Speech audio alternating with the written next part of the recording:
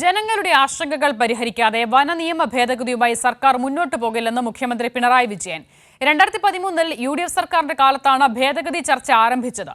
ഏത് നിയമവും മനുഷ്യർക്ക് വേണ്ടിയുള്ളതാണ് എന്നതാണ് സർക്കാർ നിലപാടെന്നും മുഖ്യമന്ത്രി വ്യക്തമാക്കി.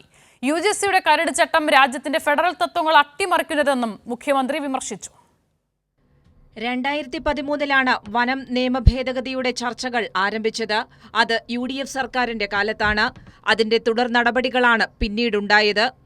ഇപ്പോൾ ഇതിൽ പല ആശങ്കകളും ഉയർന്നുവന്ന സാഹചര്യത്തിൽ ആ ആശങ്കകൾ പരിഹരിക്കാതെ മുന്നോട്ടു പോകാൻ സർക്കാർ ഉദ്ദേശിക്കുന്നില്ലെന്നും മുഖ്യമന്ത്രി പിണറായി വിജയൻ വ്യക്തമാക്കി.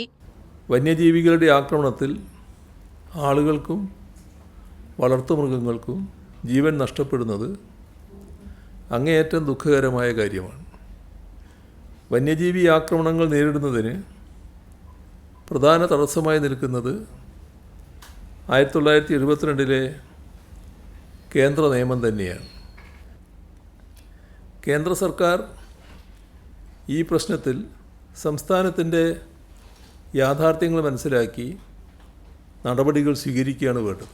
UGC കരട് ചട്ടം രാജ്യത്തിന്റെ ഫെഡറൽ തത്വങ്ങൾ അട്ടിമറിക്കുന്നതാണ്. സംസ്ഥാനത്തിന്റെയും സർവകലാശാലകളുടെയും അധികാരങ്ങൾ ഇല്ലാതാക്കുന്നത്. സംസ്ഥാനത്തിന്റെ അധികാരത്തിന്മേലുള്ള കടന്നുകയറ്റം അംഗീകരിക്കാനാകില്ലെന്നും മുഖ്യമന്ത്രി വ്യക്തമാക്കി. സംസ്ഥാനങ്ങൾ ഫണ്ട് നൽകി പ്രവർത്തിക്കുന്ന സംസ്ഥാന സർവകലാശാലകളിൽ ഇനി മുതൽ കേന്ദ്രം ഭരണം നടത്തിക്കോളൂ എന്ന് പറയുന്ന ഒരുതരം രാഷ്ട്രീയ ധാർഷ്ട്യമാണ്.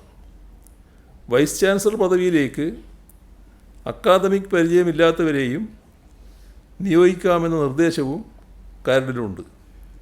ഇതിൻ്റെ ഉദ്ദേശശുദ്ധിയെക്കുറിച്ച് കൂടുതൽ പറയേണ്ടതില്ലല്ലോ. UGCയുടെ കരട് ചട്ടം പുനഃപരിശോധിക്കണമെന്നാവശ്യപ്പെട്ട് കേന്ദ്രത്തിന് കത്തയച്ചിട്ടുണ്ടെന്നും മുഖ്യമന്ത്രി വ്യക്തമാക്കി. കൈരളി ന്യൂസ്, തിരുവനന്തപുരം.